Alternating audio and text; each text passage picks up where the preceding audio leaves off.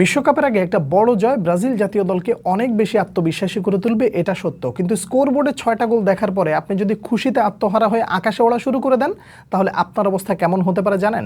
এমন একটা দল আছে যারা কিনা জিম্বাবুয়েকে ঘরের মাটিতে ডেকে এনে যা ইচ্ছা তাই করে দিয়ে আত্মবিশ্বাস আকাশে তুলে ফেলে, এবং ওই আত্মবিশ্বাস নিয়ে যখন বিশ্ব আসরে খেলতে যায় তখন খুব আনন্দের সাথে গেলেও কিন্তু যখন ফিরে আসে তখন গালির বস্তা পিঠে বাইন্ধে নিয়ে তারপরে দেশের মাটিতে ফেরে। আপনি দয়া করে এমন বিপদে না পড়ে বাস্তবতা বোঝার চেষ্টা করেন। এই যে স্কোরবোর্ডে 6টা গোল মাথা থেকে ঝেড়ে ফেলে দিয়ে বাস্তবতা বোঝার খুব ভালো করে চেষ্টা করবেন। 90 মিনিট পানামার বিপক্ষে যেই ম্যাচটা খেলেছে ব্রাজিল, 2টা ম্যাচ খেলেছে 45 মিনিট করে। প্রথম 45 মিনিটে আপনি একটা চিত্র দেখেছেন, পরের 45 মিনিটে আপনি আরেকটা চিত্র দেখেছেন। প্রথম 45 মিনিটে ভিনিসিয়াস জুনিয়র, ক্যাসিমিরো এবং ওয়েসলি, এই 3জন ব্যক্তি বাদে আপনি আসলে মাঠে আর কাউকে খুঁজে পান নাই। এই কথাটা তো সত্য। আপনি এই সত্যর মধ্যে দিয়ে আপনাকে এটা মেনে নিতে হবে যে ব্রাজিলের এই মুহূর্তে এখন অবধি মারাকানায় পানামার বিপক্ষে যেই ম্যাচটা আপনি দেখেছেন, এখানে প্রচুর পরিমাণে সমন্বয়ের অভাব ছিল। মিডফিল্ডে লিঙ্ক আপ ভালো ছিল না, মিডফিল্ডে একেবারে হজবরল ছিল।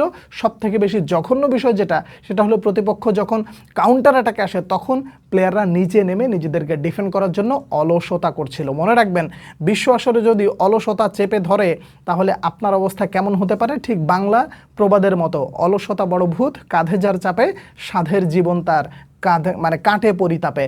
আপনি যদি বিশ্বকাপের আসরে এই ধরনের অলসতা করেন তাহলে আপনার বিশ্বকাপের আসরটাও পরিতাপে কাটবে, এটা ধরে নিতে পারেন। আশা করা যায় ব্রাজিল সেটা করবে না।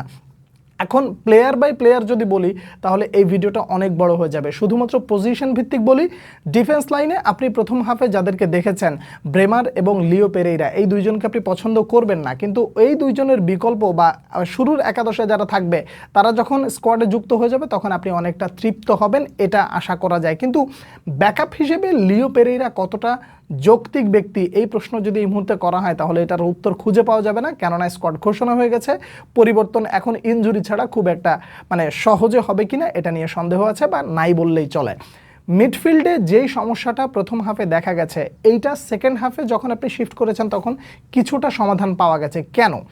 এই জায়গাটা আপনার একটু ভালো করে বুঝতে হবে যে যখন ফ্যাবিনহো এবং দানিলো মাঠে নেমেছে তারা মোটামুটি জায়গাটা রিকভারি করে একটা সুন্দর আউটপুট দেওয়ার চেষ্টা করেছিল, কিন্তু দানিলোর কাছ থেকে আপনি যে ধরনের পারফরমেন্স স্বাভাবিকভাবে আশা করেন সেটা মোটামুটিভাবে পাওয়া গেলেও আপ টু দ্য মার্ক পাওয়া যায় না। এটা আমি আমার জায়গা থেকে যেটা দেখেছি বা যেটা বুঝেছি সেটাই বললাম।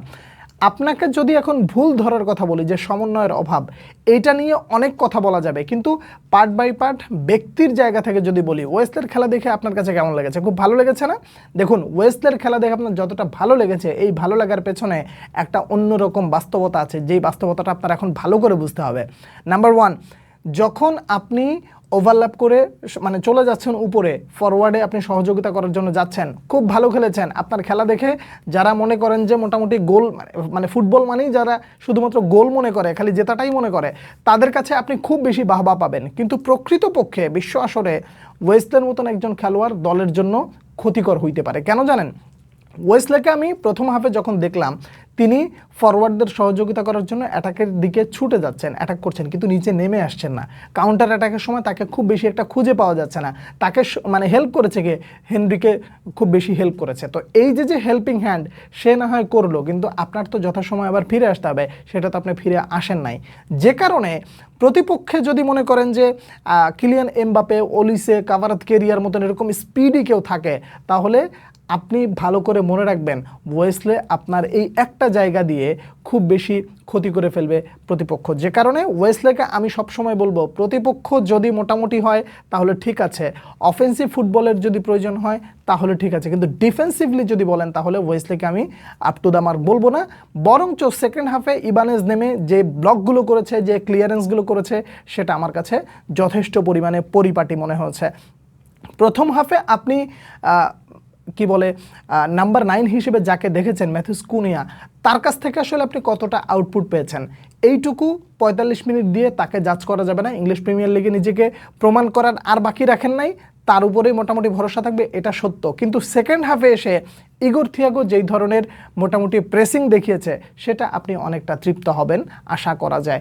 1 নম্বরটা বলি, পেনাল্টিটা যেভাবে তিনি নিয়েছেন এটা দেখলেই মনে হবে যে নেইমারের কার্বন কপি। এরকম ঝকঝকে পরিষ্কার পেনাল্টিটা আসলে সবাই নেয় না। এই পেনাল্টিটার ঠিক আগে যে ঘটনাটা ঘটেছে সেই ঘটনাটা নিশ্চয়ই আপনি দেখেছেন।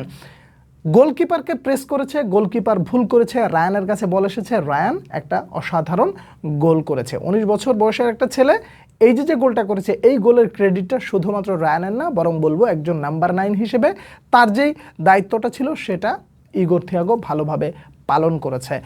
আমার কাছে ব্যক্তিগতভাবে 2 ফুলব্যাক পজিশনে আমি মানে যদি আমাকে বেছে নিতে বলেন তাহলে আমি অবশ্যই স্যান্দ্রোকে বেছে নিব না, ডগলাস সান্তোসকে বেছে নেব এবং এই পাশে রাইট ব্যাক হিসেবে ইবানেসকে বেছে নেব। এটা আমার ব্যক্তিগত চয়েস ভাই। আমি অফেন্সিভ ফুটবল বিশ্বকাপের আসরে ডিফেন্ডারদের কাছ থেকে আমি কখনো প্রত্যাশা করি না। কার্লো আনচেলত্তি এটা যদি করেন তাহলে আমি ব্যক্তিগতভাবে খুশি হব, বাট তিনি যেটা করবেন সেটা আসলে মেনে নিতে হবে সবারই।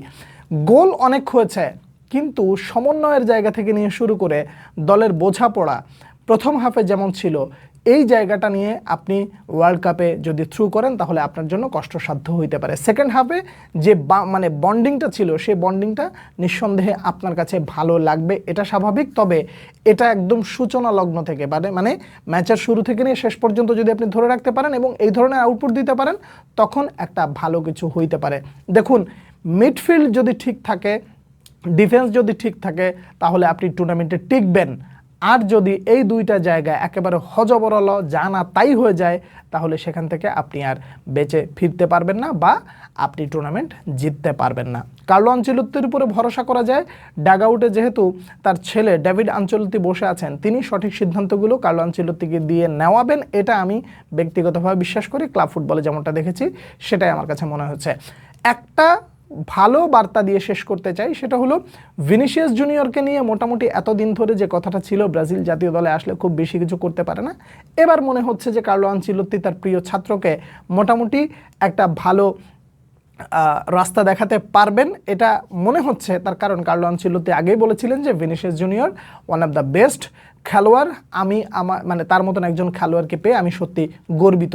বোঝা যাচ্ছে সেটা হলো যে বিশ্বকাপের আসরে ভিনিসিয়াস জুনিয়রকে ঘিরেই একটা পরিকল্পনা থাকবে এবং ওই পরিকল্পনাটা তাকে ঘিরেই অন্যান্যদেরকে দিয়ে সফল করার চেষ্টা করবেন। কার্লো আনচেলত্তি আশাতে ভিনিসিয়াস জুনিয়রকে যেই ভিনিসিয়াসকে আপনি দেখছেন সেই ভিনিসিয়াসকে আসলে আপনি ব্রাজিল জাতীয় দলে দেখার জন্য এতদিন ধরে যেমন অপেক্ষা করছিলেন সেই অপেক্ষাটা হয়তোবা শেষ হতে পারে। ভিনিসিয়াস জুনিয়র বিশ্বকাপের আসরে ভালো কিছু করলে অবাক এজন্যই হব না, কারণ প্রিয় গুরু যখন ডাগআউটে আছে তখন তিনি ভালো কিছু করবেন, এটা এক্সপেক্টেডলি ধরে নেওয়া যায়। ব্রাজিল সেকেন্ড হাফে যেমন খেলেছে আপনি কিছুটা প্রশান্তি বা কিছুটা খুশি অনুভব করতে পারেন, কিন্তু প্রথম হাফে যেমন খেলেছে এই দুঃখটা ভুলে যেতে হবে খুবই দ্রুত। ব্রাজিলের জন্য শুভকামনা। আরও কিছু বিষয় নিয়ে আলাপ আলোচনা আছে অন্য একটা ভিডিওতে, সেই ব্যাপারগুলো তুলে ধরার চেষ্টা করছি। সে পর্যন্ত অনেক অনেক ভালো থাকবেন। আপনারা কেমন ম্যাচ দেখলেন সেটা নিশ্চয়ই জানাবেন। আল্লাহ হাফেজ।